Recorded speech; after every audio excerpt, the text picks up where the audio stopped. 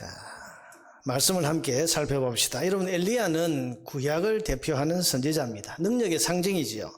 한나라의 왕, 특별히 아합이라고 하는 그 악한 왕을 상대로 해서 하나님이 살아계시다는 것을 보여주는데, 아합 왕을 꾸짖기도 하고 그 앞에서 능력을 행하기도 하고 대단한 능력을 행했던 그런 사람입니다. 여러분, 그가 행한 기적을 보면 요즘 쓰는 말로 클래스가 다른 그런 기적을 행합니다. 죽은 사람을 살리고, 하늘에서 기도했을 때 여러분 3년 6개월 비가 안 오게도 하고, 또 기도했을 때 그 3년 6개월 물 한 방울 비 한 방울 안 떨어지는 그 하늘에서 폭우가 쏟아지기도 하고, 여러분 그야말로 대단한 사람.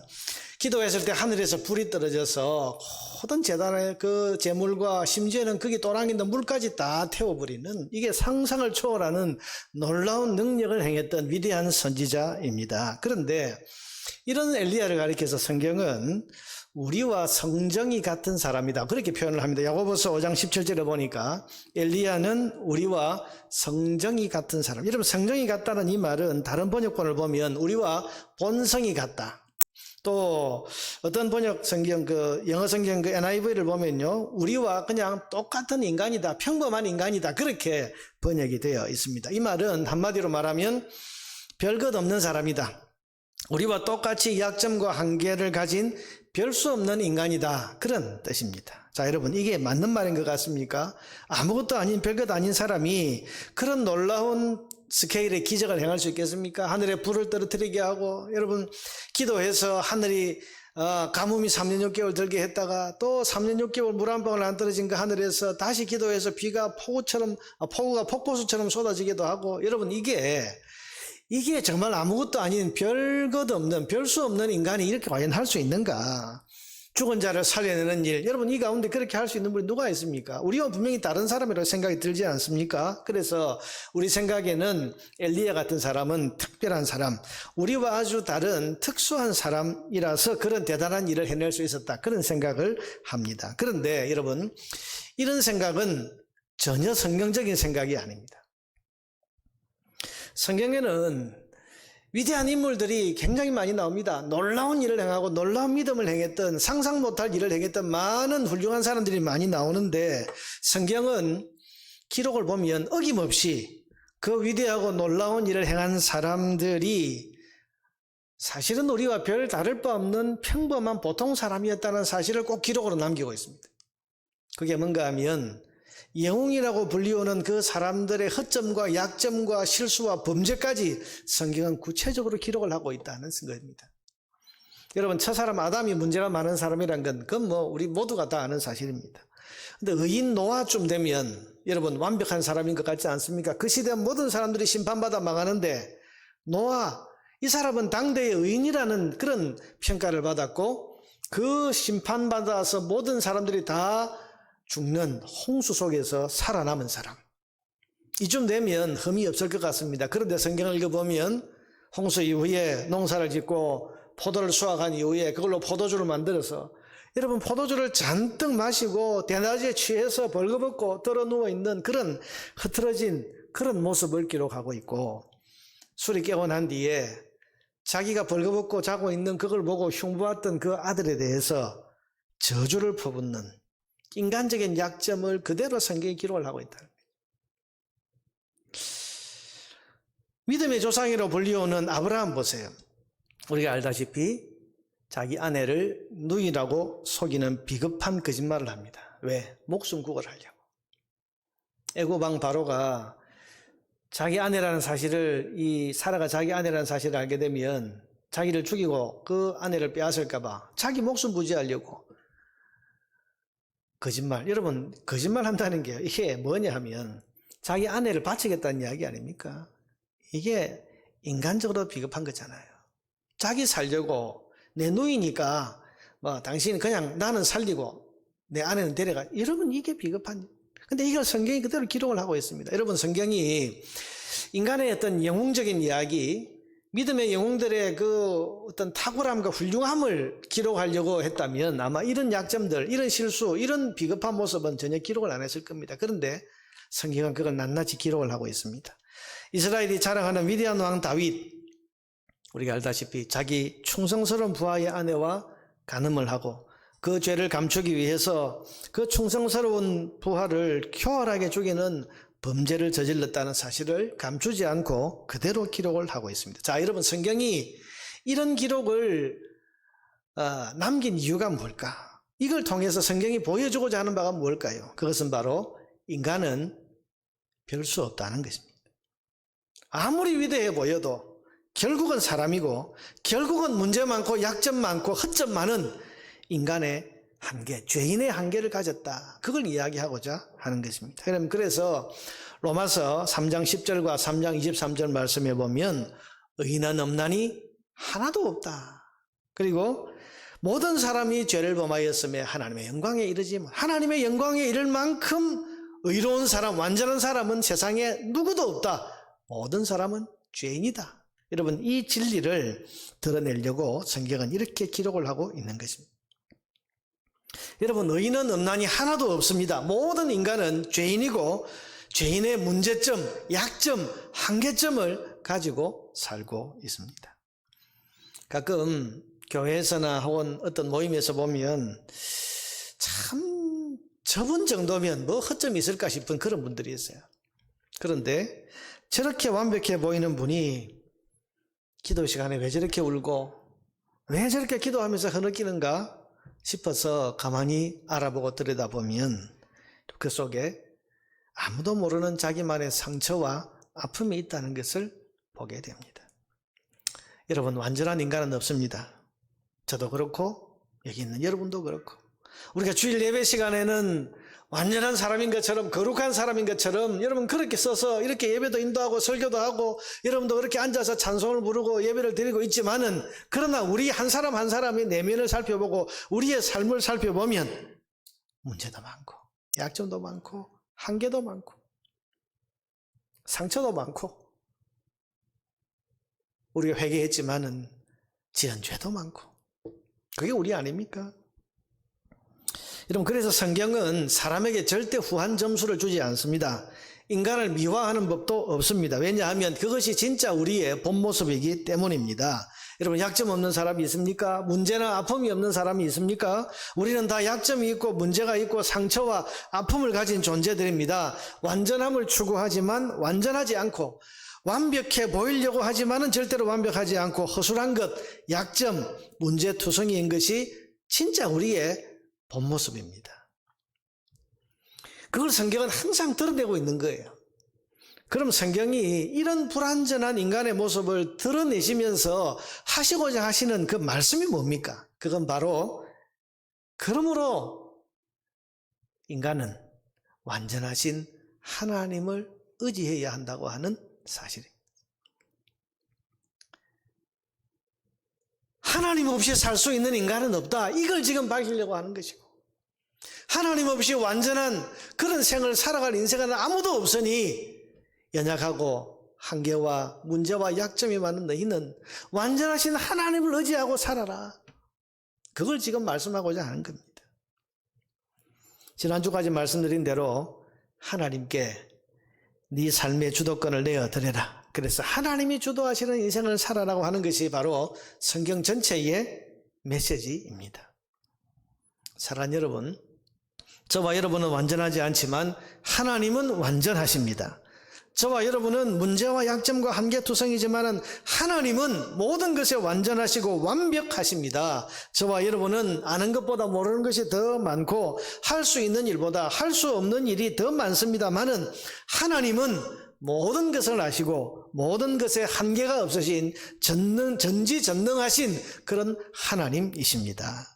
그러니 여러분, 이런 별 수 없는 인간인 우리가 약점투성이, 허점투성이, 문제투성이인 우리가 완전하신 하나님, 전능하신 하나님을 의지하고 살아야 되지 않겠습니까? 그 하나님께 기대고 그 하나님을 높이고 그 하나님께 순종하고 그 완전하신 하나님의 다스림을 받으며 사는 것이 옳지 않겠습니까? 그래서 시편 144편 15절에서는 여호와를 자기 하나님으로 삼는 백성은 복이 있다. 어떤 사람은 복이 있다고요? 여호와 하나님을 자기 하나님으로 모시고 사는 사람이 복이 있다고 하셨습니다. 시편 23편 1편에서는 여호와는 나의 목자시니 내가 부족함이 없으리로다. 여러분 이렇게 놀이할 만하지 않겠습니까? 하나님의 다스림을 받고 보니 내게 부족함이 없다. 여러분 완전하신 하나님이 다스려 주시니 부족한 것이 있겠습니까?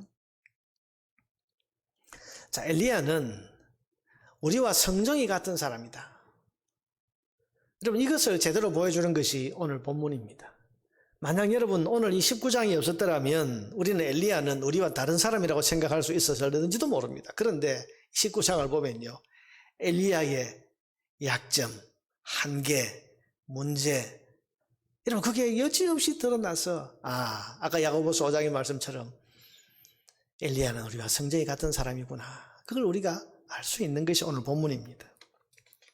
어떤 점에서 같습니까? 우리와 어떤 점에서 성정이 같다고 할 수 있습니까? 여러분 첫째는 어려움 앞에서 낙심하고 좌절하는 모습, 심지어는 그 거대한 문제의 벽 앞에서 살기 싫어하고 자살 충동이 일어나는, 여러분 이런 것이 평범한 보통 사람의 모습인데 이게 지금 엘리야에게서 그대로 나타나고 있습니다. 그럼 본문 우리가 10절부터 읽었습니다만은 1절에서 보면요, 19장 1절에서 보면 아합이 엘리야가 행한 모든 일과 그가 어떻게 모든 선지자를 칼로 죽였는지를 이세벨에게 말하니, 아합 왕이 자기 부인 이세벨에게 엘리야가 행한 모든 일을 다 이야기해 줬다. 여러분 엘리야가 행한 모든 일이 다 뭡니까? 그 앞에 18장에 나오는 갈멜산 꼭대기에서 기도해서 하늘에서 불이 떨어져서 모든 재물을 불태운 그 사건, 거기서 바알 선지자, 아세라 선지자 850명을 다 칼로 죽인 그 사건 뿐만 아니라 41절부터 나와 있는 것처럼 3년 6개월 하늘이 닫혀서 물 한 방울 안 내리던 그 가뭄, 그걸 엘리야의 기도로 그야말로 깨끗하게 해결하고 하늘에서 폭우가 쏟아지게 해서 여러분 모든 문제가 해결된 이 모든 일을 아합이 이세벨에게 전부 이야기를 했다, 그런 말이에요. 2절입니다. 이세벨이 사신을 엘리야에게 보내어 이르되, 여러분 이 말을 들었으면 이 악한 여왕, 이 여자, 이 왕후인 이세벨, 이 말을 들었으면 사신을 엘리야에게 보내서 뭐라고 해야 될 것 같습니까? 그동안 우리가 하나님 모르고 산 것 잘못했습니다. 우리가 당신 죽이려고 한 것 정말 잘못했습니다. 하나님 정말 살아계십니다. 이제부터는 하나님 잘 섬기겠습니다. 이런 말을 전해야 될 것 같은데 전혀 아닙니다. 2절에 보니까 내가 내일 이맘때에는 반드시 네 생명을 저 사람들 중 한 사람의 생명과 같게 하래. 저 사람은 바로 갈멜산에서 죽은 바알 선지자, 아세라 선지자 850명. 무슨 말입니까? 내일 이맘때 너 내가 반드시 죽이겠다. 여러분 엘리야에게 지금 이런 말을 협박을 하고 있습니다. 그렇게 하지 아니하면 신들이 내게 벌 위에 벌을 내림이 마땅하니라 한지라. 네가 내게 속한 바알 선지자, 아세라 선지자를 죽였으니 나도 너 죽이겠다. 내일 이맘때까지 안 죽이면 내가 사람이 아니다, 이런 말이죠. 자, 여러분 이 말을 들은 엘리야의 반응을 보세요. 3절입니다. 그가 이 형편을 보고 일어나 자기 생명을 위하여 도망하여. 여러분 도망가고 있는 엘리야. 자, 여기서부터 이제 우리와 성정이 같은 사람인 것이 드러납니다. 여러분 그는 지금 이 문제 앞에서 도망가고 있습니다. 도망갈 뿐만 아니라 4절에 보니까 자기 자신은 광야로 들어가 하룻길쯤 가서 한 로뎀나무 아래에 앉아서 자기가 죽기를 원하여 이르되, 여호와여 넉넉하오니 지금 내 생명을 거두시옵소서. 하나님 나 죽여주세요. 자, 여러분 엘리야가 지금 하나님 앞에 가서 하나님 이제 더는 못하겠습니다. 저 죽여주세요.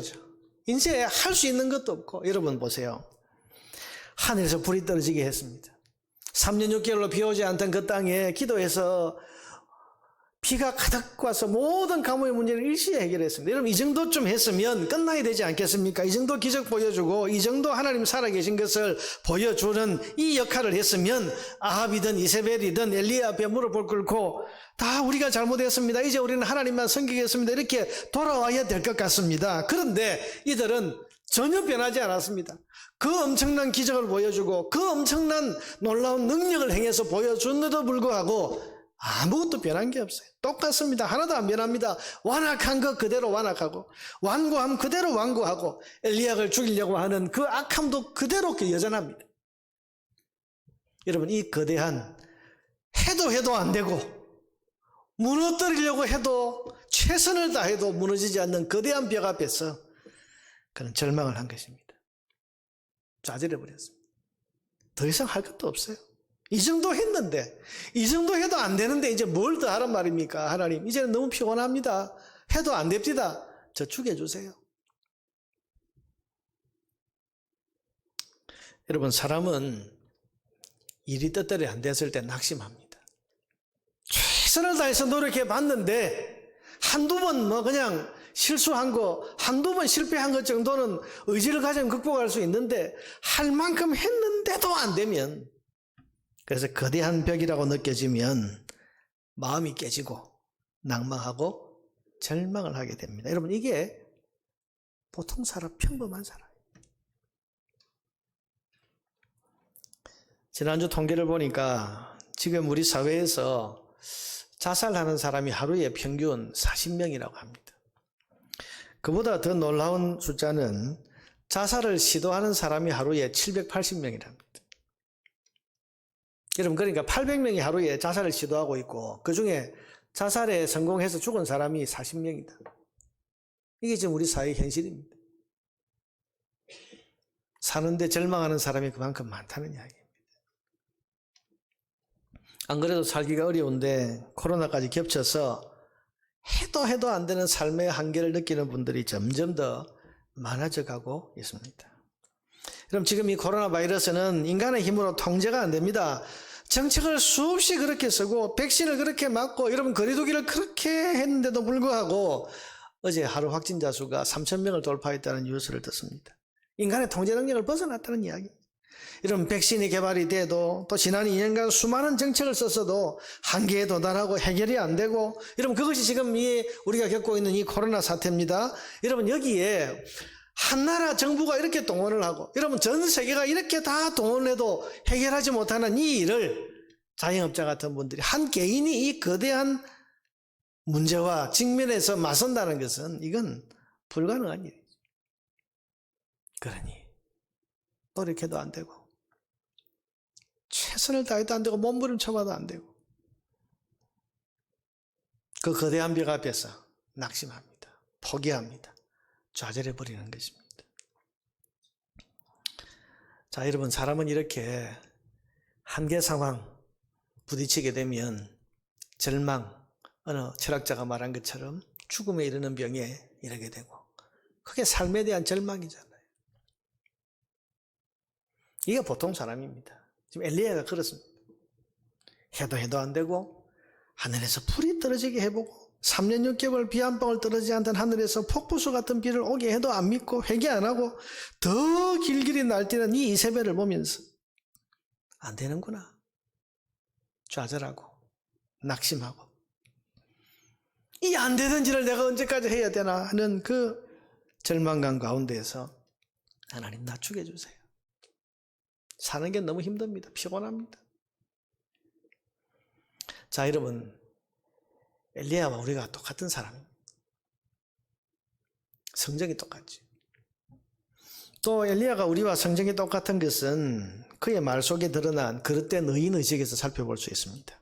여러분 그의 말을 한번 들어보세요. 10절에 보니까 내가 만군의 하나님 여호와께 열심히 유별하오니 이는 이스라엘 자손이 주의 언약을 버리고 주의 제단을 헐며 칼로 주의 선지자들을 죽였음이오며 오직 나만 남았거늘. 오직 나만 남았다.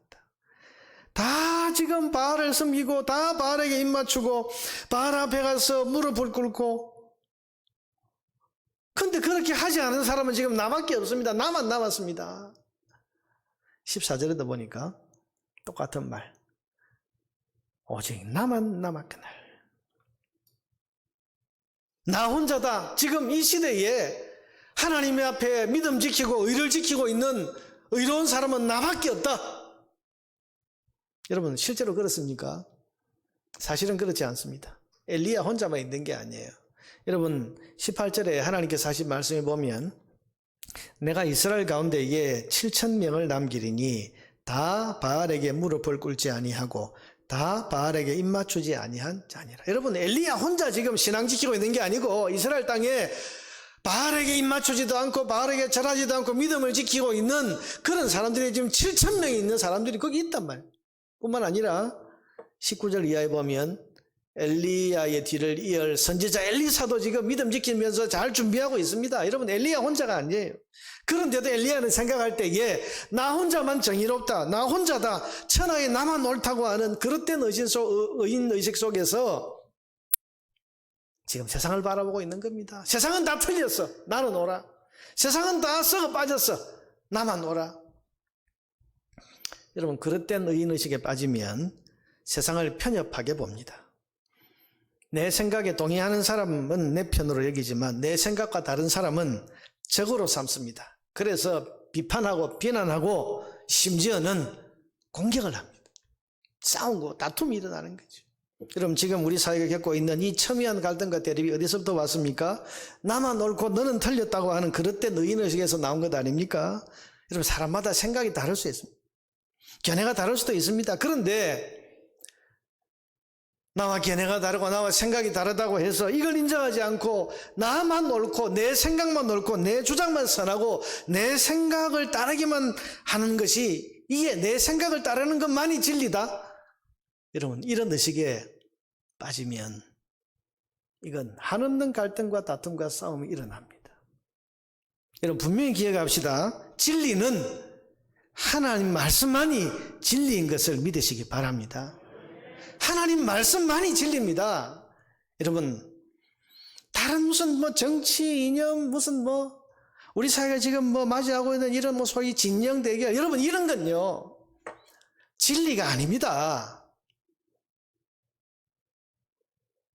교회에서 무슨 정치 이야기를 하고 이념 이야기를 하고 무슨 정책 이야기를 하면서 막 찬반이 붙어가지고, 여러분, 이게 얼마나 이게 어리석은 일인가 하면, 진리는 하나님 말씀밖에 없는데 진리가 아닌, 여러분, 정책은 이럴 수도 있고 저럴 수도 있는 거예요. 이념은 또 이럴 수도 있고 저럴 수도 있는 거고요. 그런데도 불구하고 그게 마치 진리인 것처럼 그걸 위해서 또 그것 붙들고 남을 비판하고 비난하고 공격하고.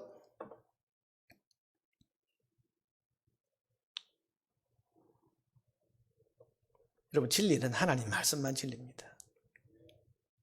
그래서 하나님이 분명히 옳다 그러다고 말씀하신 이것 외에는 절대 진리라는 게 없습니다. 그러니 내 생각을 절대화하지 말아야 됩니다. 저분은 나와 좀 생각이 다르구나, 저분은 나와 좀 어떤 견해가 좀 다르구나, 여러분, 이렇게 포용하고 다른 사람들에 대해서 이렇게 좀 넉넉하고 여유 있는 마음을 가져야지. 내 생각과 다르면 전부 악이고 적이고 공격해야 되고, 여러분, 이런 생각을 가지고 특별히 이 공동체 안에서, 또 신앙 공동체 교회 안에서 여러분 이런 주장들을 펼치기 시작하면 이게 결국은 갈등과 다툼과 싸움을 일으키는, 사단이 가장 좋아하고 사단이 가장 노리고 있는 것이 이겁니다.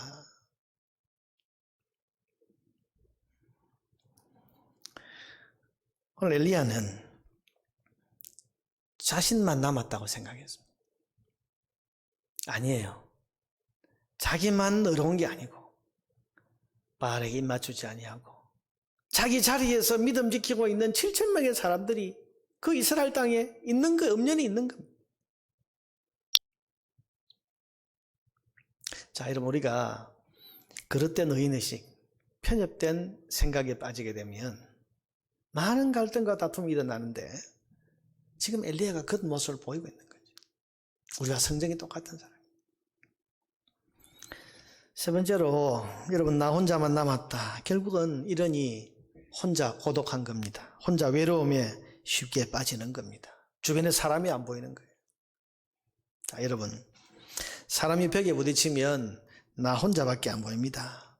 옆에 분명히 사람이 있어도 그게 눈에 안 보이고, 자기를 사랑해주고 위해주고 위해서 기도해주는 사람이 있어도 아무도 없다는 그런 생각 속에서 점점 자기만의 혼자만의 세계로 깊이 빠져들어가서 우울증에 걸리고, 세상에 대해서 다 담을 쳐서 벽을 다 쳐서 막아버리고, 그렇게 안으로만 파고 들어가서 결국은 혼자서 무너져 내리는 사람들이 얼마나 많은지 모릅니다.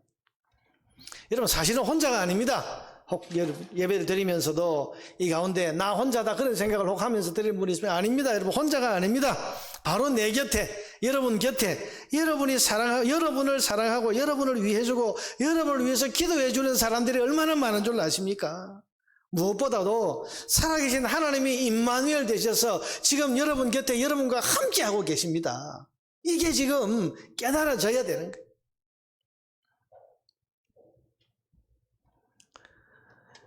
저는 교회에서 목회를 하면서 우리 성도들 이렇게 보면요, 성도들이 자기를 얼마나 사랑하는 줄 본인만 몰라요.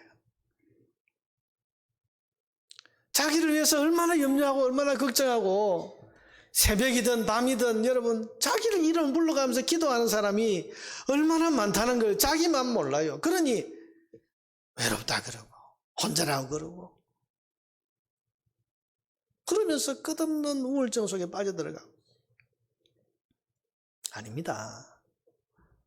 우리가 비록 그렇게 생각하는 약점이 있지만 우리가 분명한 사실을 믿어야죠. 혼자가 절대 아닙니다.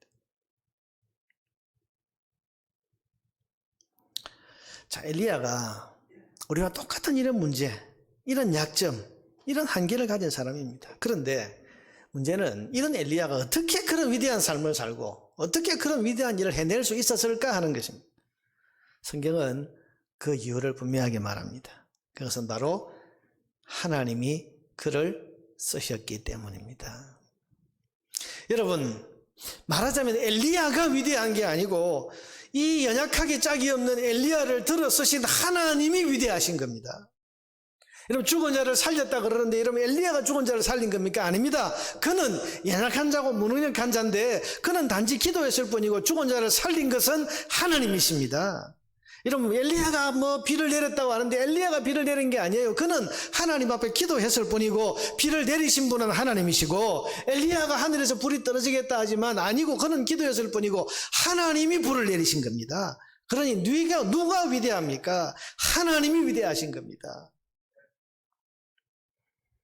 문제와 약점 투성이인 엘리야가 위대한 일을 할 수 있었던 것은 전능하신 하나님이 그를 쓰셨고 전능하신 하나님이 그를 다스리셨기 때문입니다. 그의 생을 하나님이 주도하셨기 때문에 지금 엘리야가 그 많은 약점에도 불구하고 우리와 똑같은 성정을 가진 그런 별 수 없는 인간인데도 불구하고 그런 위대한 일을 해내고 그런 위대한 삶을 살 수 있었던 겁니다. 엘리야라는 이름의 이름, 그것이 벌써 드러나면 엘리야, 엘은 하나님이란 말이고 야라는 말 여호와라는 말인데 여호와는 하나님이시다. 여호와는 나의 하나님이시다. 이게 그 이름인데 이름 그대로 하나님이 나의 하나님이시다라는 신앙 고백 속에 살았기 때문에 그럼 하나님이 그를 다스리고 하나님의 은혜가 그를 주장하고 하나님이 그의 삶을 주도하고 계시니까 그 연약하기 짝이 없는 엘리야도 그런 위대한 일을 행할 수가 있었던 것입니다.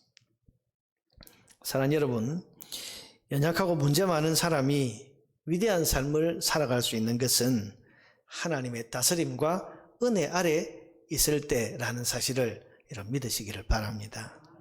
하나님이 다스리시면 그를 다스리시는 하나님께 주도권을 내어드리고 그 하나님의 다스림에 순종하는 삶을 살면 연약한 인생도 위대한 생을 살아갈 수 있습니다. 여러분, 엘리야가 하나님의 다스림과 은혜 아래 살았다는 것을 보여주는 증거가 있습니다. 그게 바로 그의 기도입니다. 여러분, 성경은 그래서 엘리야가 기도의 사람이라는 것을 강조하고 있습니다. 아까 우리가 보았던 야고보서 5장 17절 18절에 보면요, 엘리야는 우리와 성정이 같은 사람이로되, 여기까지는 우리와 똑같습니다. 그 다음이 중요하죠. 그가 비가 오지 않기를 간절히 기도한즉 3년 6개월 동안 땅에 비가 오지 아니하고 다시 기도하니 하늘이 비를 주고 땅이 열매를 맺었느니라. 그는 늘 기도를 통해서 하나님의 다스림을 받았고 하나님의 은혜를 구하는 사람이었습니다. 여러분, 우리가 수많은 약점에도 불구하고 우리가 가지고 있는 많은 한계와 우리가 가지고 있는 그 많은 문제에도 불구하고 우리도 엘리야와 같이 하나님의 은혜의 다스림을 받을 수만 있다면, 완전하지 못한 우리가 완전한 하나님의 일을 행할 수도 있고, 부족한 우리가 충만하고 넘치는 하나님의 은혜의 일들을 감당하는 삶을 살아갈 수 있다는 말입니다. 하나님의 은혜와 다스림 받기를 원한다면 여러분 기도하시기를 바랍니다. 늘 기도하십시오. 그래서 자신의 문제와 한계를 뛰어넘는 삶을 살아가기를 하나님 앞에서 추구하시기를 주님의 이름으로 축원합니다. 실제로 하나님의 은혜와 다스림 안에 살면 우리의 약점과 문제도 극복이 됩니다. 여러분 오늘 본문에 보면 지금 로뎀나무 그 아래에서 죽여주세요 하고 지금 쓰러져 있는 이 엘리야를 하나님께서 회복시켜 주십니다. 오늘 본문 앞에 4절에 보니까 5절에 보니까 로뎀나무 아래에 누워 자더니 천사가 그를 어루만지며 그에게 이르되 일어나서 먹으라 하는지라. 본즉 머리에 숯불에 구운 떡과 한 병 물이 있더라. 이에 먹고 마시고 다시 누웠더니 8절에 이에 일어나 먹고 마시고 그 음식물의 힘을 의지하여 40주 40야를 가서 하나님의 산 호렙에 이르니라. 엘리야가 회복됐어요. 어떻게? 하나님께서 하나님의 은혜와 다스림 안에 있는 이 엘리야를 치료하시고 그 모든 약한 것에서부터 온전하도록 회복시켜 주시는 것입니다. 사랑하는 여러분, 삶에 지칠 때 하나님 앞으로 나아가십시오. 그게 답입니다. 낙심될 때 하나님 앞으로 나아가세요. 하나님께로 더 가까이 나아가세요. 그게 답입니다.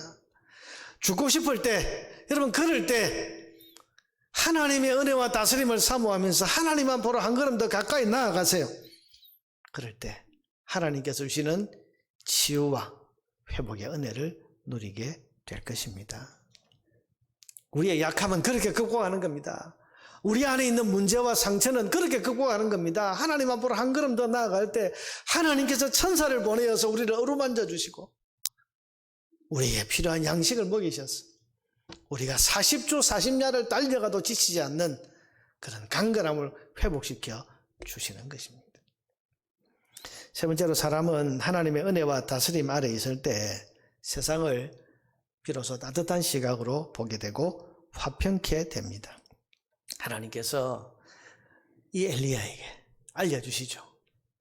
바알에게 무릎 꿇지 않고 입 맞추지 아니한 7,000명이 있다. 너 혼자 아니야. 7,000명의 사람들이 있다. 그리고 너의 동력자, 너의 사역을 이어받은 엘리사를 너에게 붙여주마. 여러분 엘리야는 하나님이 깨닫게 해주신 7,000명의 의인들 힘을 얻습니다. 나 혼자 아니구나. 나와 같이 믿음을 지키고 있는 의인들이 이렇게 많이 있구나. 그러면 이 땅에도 소망이 있겠구나. 세상에 대한 따뜻한 시각을 가지게 되는 것입니다. 사랑하는 여러분, 한계와 문제를 가진 우리 인간은 끊임없이 하나님 앞으로 나아가야 됩니다. 약할수록 하나님 앞으로, 외로울수록 하나님 앞으로, 마음이 무너지고 깨어질수록 하나님 앞으로.